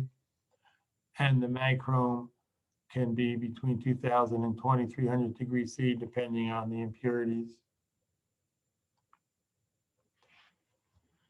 So when you cast these large blocks, the material crystallizes, and there's a certain amount of shrinkage associated with the crystal phases because they're a little more dense than the liquid material. So you're going to have these voids that form, these shrinkage cavities. So if you cast a large block in this horizontal position, these voids are going to form in the upper region. So when you use this maybe to line a glass tank furnace, you're obviously going to take the side that's fully dense and put it up against the molten glass. You're not going to use this side. So you have to know where these shrinkage cavities are and orient these blocks in the correct orientation so that your corrosive liquids are not in contact with these cavities. This one is tilt casted, so it's putting the cavity in this position so you know where it is again. So here's your side that you would contact a molten material. And you can put a riser on these cast blocks. So you pour the block with the riser and you force the shrinkage cavity to form in this riser. Then you take through diamond machining, you cut off the riser, and now you can have a void-free casting. So those are three different ways of casting these materials. So AZS, alumina zirconia silica, is it consists of polycrystalline alpha alumina. So that's about 42 to 50 weight percent. There's 0.2, 31 to 40%. And notice it's not stabilized. And then maybe 15 to 21% glass. So the silica that's present is forming a glass phase. So when you crystallize these fused cast materials, cool them slowly, you grow large crystals that are interlocking, and because of the long annealing times that are necessary to remove the stresses, you form large interlocking crystals. So you have a very dense material, no porosity, except if you plan for a shrinkage cavity, you have to worry about its location.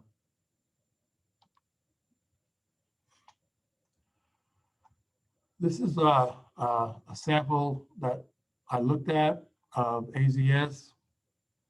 So the overall chemistry here is about 46% alumina, 33% zirconia, and about 20% silica. And the impurity here that was picked up was about 2% sodium oxide.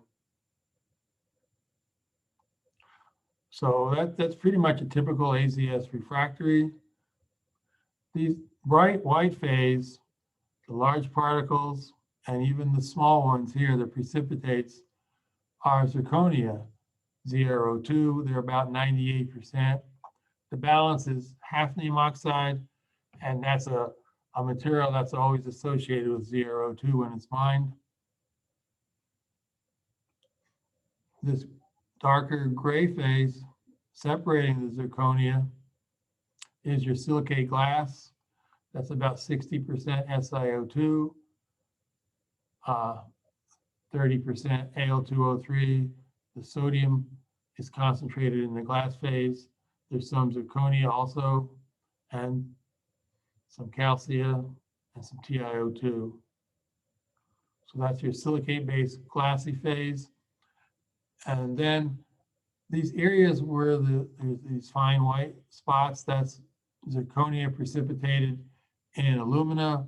So between these zirconia precipitates, you have 100% Al2O3. So when you map this, you can see where the alumina is located. It's in these regions between the precipitates. The black dots are actually the zirconia precipitates. Here's mapping ZR. See the brightest concentrations are the bigger particles, and the smaller purple dots are the precipitates in the alumina. And your Si, you can see where it's concentrated. It's in these gray regions here. So that's your silicate glassy phase. Sodium was also mapped. It's in the silicate glassy phase.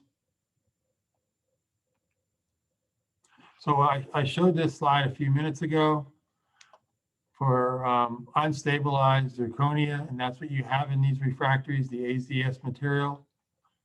So you're going to have this phase transformation from monoclinic to tetragonal depending on the temperature. The room temperature, you're going to have monoclinic. When you heat it up in a glass tank, perhaps you're going to have the tetragonal form. So the purpose of the glassy phase is to accommodate the displacive transformation, the volume change. So that irregular expansion of ZrO2 due to the monoclinic to tetragonal phase transformation, that volume change is accommodated by this silicate glassy phase. It's a very viscous, high silica glass, but it deforms and cushions the effect of this phase transformation. So that's how basically an AZS refractory is designed. How we design in a glassy phase to take care of this phase transformation.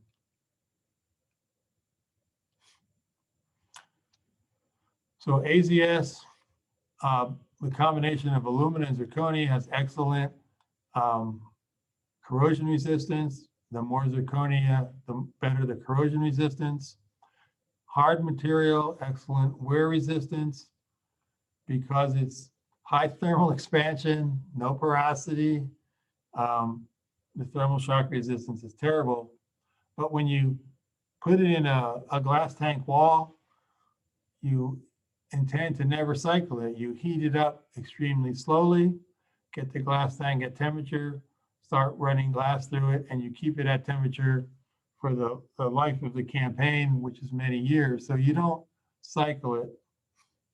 So you avoid this thermal shock problem.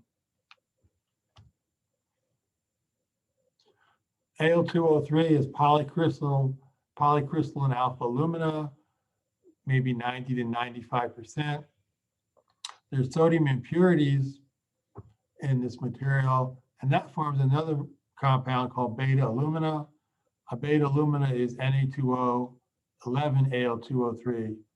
So it's primarily alpha alumina, some beta alumina, and a small amount of glass. Again, you're always forming large crystals, they're interlocking, and that's because you're cooling it very slowly and allowing these large crystals to grow.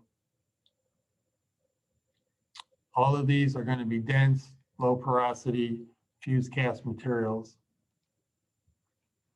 So here's an alumina fused cast material. The dark spots are some porosity, and you can see the individual long crystals of alumina.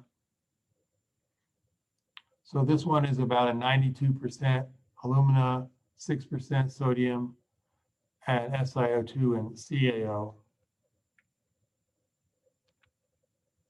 If you map the aluminum metal, it's just uniform across the material. If you map sodium, it's also fairly uniform. And oxygen, if you map that, it's an oxide, it's going to be uniform. When you map some of these elements, you can see the dark spots, the porosity. Fused cast alumina has good corrosion resistance, good wear resistance. It's a very hard material. Just pretty much the same for all of these fused cast materials, no porosity. The thermal shock behavior is fairly poor. The solid solution material between Al2O3 and Cr2O3 is polycrystalline. This compound is polycrystalline. It's a solid solution. So you have grains consisting of Al2O3 and Cr2O3 in solid solution, maybe 60 to 70%. The balance may be a complex spinel plus 0 to 3% glass. So large interlocking crystals, long annealing times, and a very dense material, no porosity. The corrosion resistance is excellent. Just like for AZS and Al2O3, the wear resistance is excellent. The thermal shock resistance is poor, again, because it's an extremely dense material. And the last one is the mag chrome fused cast material. It's polycrystalline NGO, 40 to 45%, and a complex spinel, depending on the range of impurities. Again, large crystals, no porosity, a very dense refractory material. It has really good corrosion resistance, especially against molten steel, and because of the high MgO content, it's a basic refractory. It has good corrosion resistance to basic slags. It also has excellent wear resistance, but similar to the other materials, it has poor thermal shock resistance. So here's a table summarizing the properties of these four materials: AZS, Al2O3, the solid solution between alumina and chrome, and then the magnesite chrome material. They're all fairly high densities, and the porosities, again, are always low, 0 to maybe 5 or 6%. Because they're strong materials, low porosity, the cold crushing strengths are going to be high. This one's as high as 75,000, 36,000, 21,000, and 14,000. They're all high temperature materials, so the refractoriness under load test, the RUL test, they're all greater than 1700, 1750 degrees C.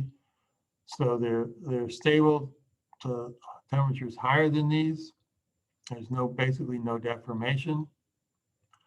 The thermal expansion percent at 1000 degrees C.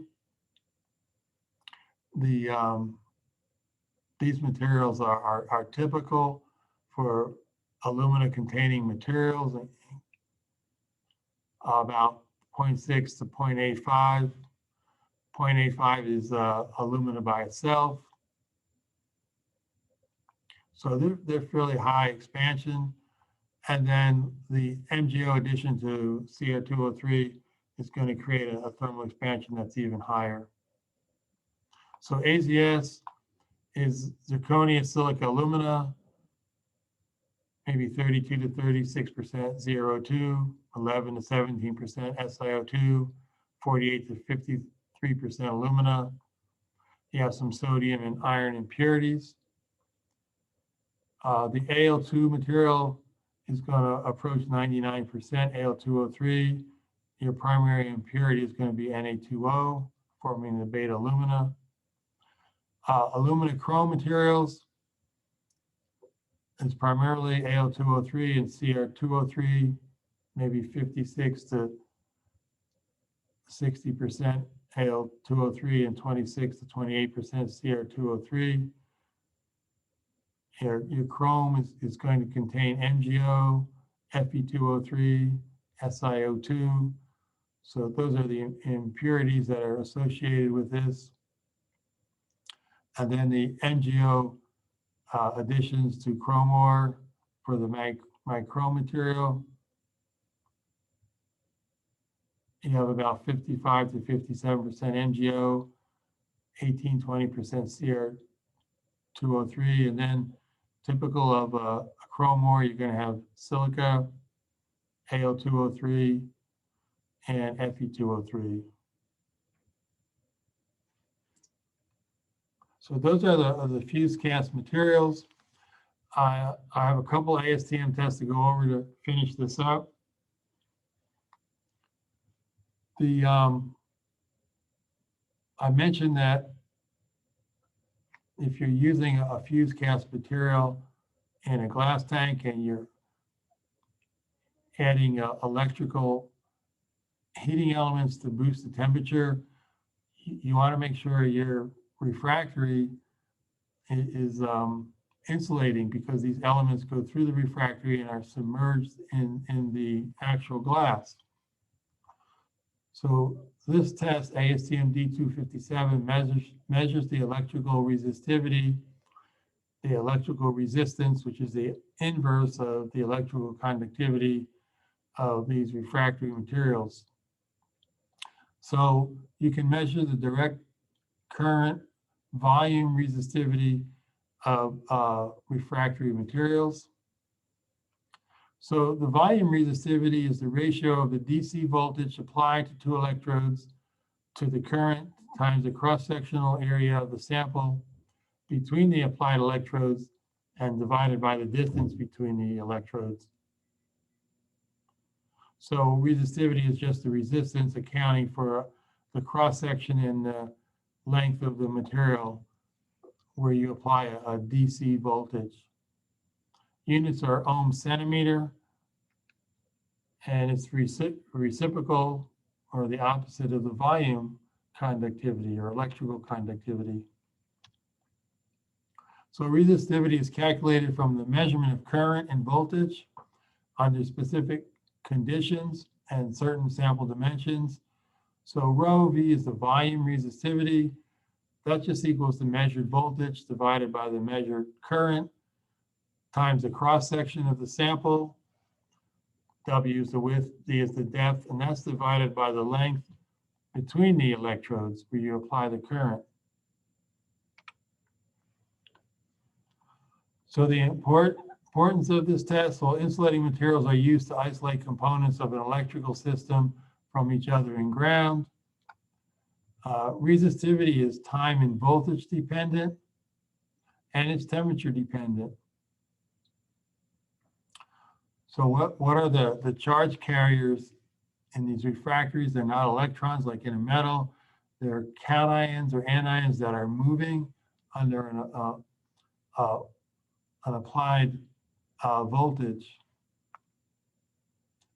As you increase the temperature, the mobility of these ions increases, so you decrease the resistivity, or you increase the conductivity.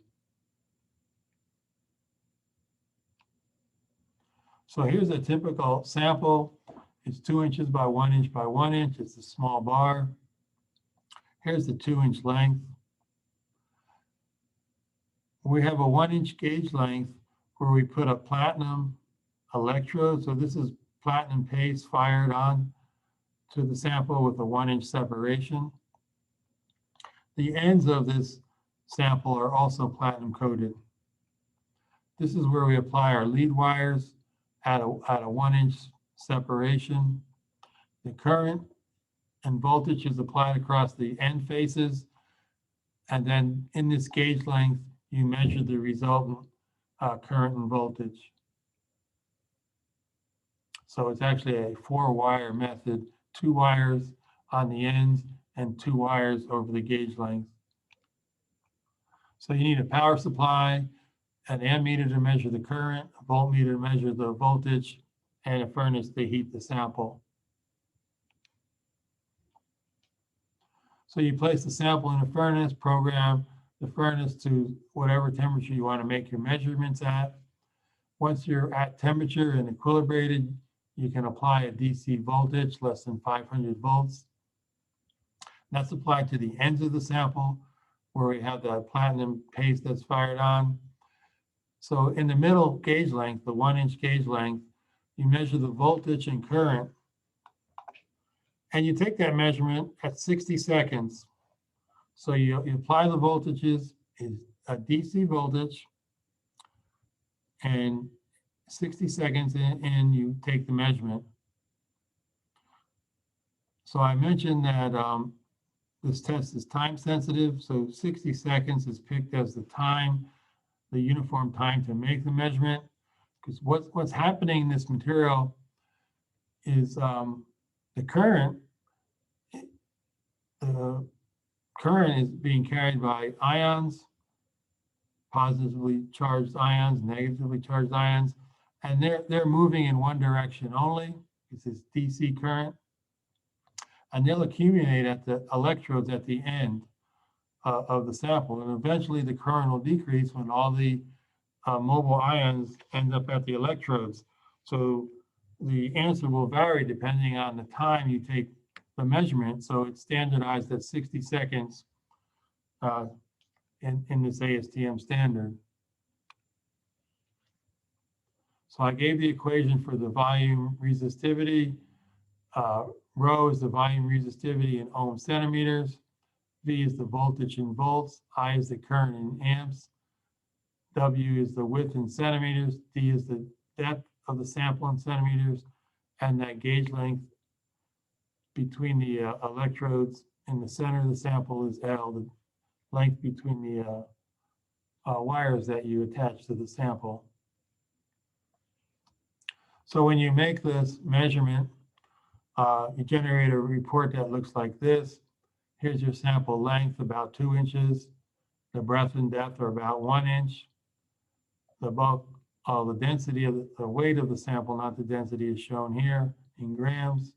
The density is calculated grams per cc. It's a very dense material. I've eliminated the sample ID, so it's probably a AZS type or alumina type material. It has to be an AZS material because of the high density.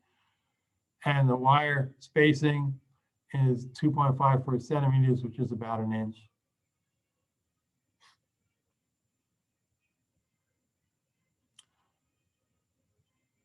So it's called a DC 4-wire method. 2 electrodes at the ends of the sample and 2 electrodes to measure the current and voltage. Here's the different temperatures the sample was measured at in degrees F and degrees C. We went from about 1300 to about 1650 degrees C. This is the measured current and the measured voltage, both at 60 seconds. And you calculate a volume resistivity in ohm centimeters. And the resistivity, as expected, drops with increasing temperature. So a value, let's see, about 2 times 10 to the 3 ohm centimeters is not a very high resistivity. It's pretty high. It's not conductive. But if you were comparing this to a pure aluminum material, the aluminum might be a number times e to maybe 10 or 12. So it'll be many orders of magnitude more resistive than this kind of material. So that's the test to measure electrical resistivity of these materials, especially the materials containing zirconia used in glass tanks, where electrical electrical elements are used to boost the temperature. The other test I want to describe is ASTM C1223. It's called glass exudation from an AZS fused cast refractory. And we just went over the microstructure of an AZS refractory, and there's this large amount of glassy phase that's present. So when you have a large amount of glassy phase in contact with a glass in a glass tank, and you have corrosion taking place, some of that glass is going to end up in the actual product, the glass in your glass tank. And that's going to cause issues and inclusions and so on. So this test method describes a procedure that causes exudation of the glassy phase in a fused cast AZS sample by subjecting the sample to temperatures that correspond to glass tank operating temperatures. So it describes a procedure for measuring the volume of glass that exudes from the sample as a percent volume increase. So the amount of glass that comes out of the sample is measured by simply a volume increase. So ideally, if you're using an AZS refractory, you want a low percent of glass exuding from the refractory that can contaminate your glass product. These results are representative of the potential for an AZS refractory to contribute to glass defects during the actual glass forming operation. And you can use this procedure for other refractory types or applications in which you have a glassy phase in the refractory. And if it's considered important, if that glassy phase is a contamination of your final product, you can also run this type of test. The sample is 4 inches long, an inch in diameter, so it can be a core drilled cylinder, or it can be a machine bar 4 inches long by 1 inch by 1 inch in cross section. You take the length perpendicular to the surface of the fused cast block. And I mentioned that these blocks are cooled slowly, but there's also thermal gradients in these blocks. They cool at different rates over time. So the crystal structure is different from the outer surface to the inner surface of these blocks. Blocks are going to be 3, 4, 5, 6 feet in size on a dimension. So they're large blocks. So they're always taking the sample from the outer surface 4 inches inward. You're retaining the one original surface on the 1 by 1 inch cross section. So you need an electric furnace that goes to 1510 degrees C, which is the test temperature, a balance, and some platinum foil. That's a platinum gold alloy. So they're small squares, 2 1/4 inches square, and they have 5% gold. This alloy, 95% platinum, 5% gold. Glass does not wet it very well. So that's why we're using an alloy here. We went over ASTM C830 for density porosity determination. From suspended and saturated weights, you can also get the volume of the sample. We also went over that last week. So you measure the volume of the sample by C832. You stand the sample on the platinum foil in the furnace with that original 1 by 1 inch cross-section surface facing upward. You ramp the furnace to 1510 degrees C over 12 hours, and then you hold it at that temperature for an additional 4 hours. And then when it's cooled down, you use the same ASTM C830 test and measure the volume of the sample. So you get the volume before and after treatment. If glass comes out of the surface, the volume after treatment is going to be larger. So the percent exudation, V2 is the volume of the sample after heat treatment. V1 is the sample volume before heat treatment. So that's the increase in the volume divided by the original volume, V1 times 100 to give percent. So a report would look something like this. The material was diamond cut and machined. So the material before the test started, it was dried, the sample was dried at 14 hours and at 105 degrees C. Two samples are shown here. There's a dry weight, a suspended weight, and a saturated weight. So then you can calculate the volume in cubic centimeters. You can calculate the porosity and the bulk density. So after 16 hours, this one was run at 16 hours at 1500 degrees C. You have a dry weight, a suspended weight, a saturated weight. Calculate the new volume, the new porosity, the new bulk density, and you can measure a weight change and a volume change. So this sample was about 2% bigger, and this one was about 1.3% bigger. So both of them showed some glass diffusing out of the sample. So this is a machine sample of AZS refractory before testing.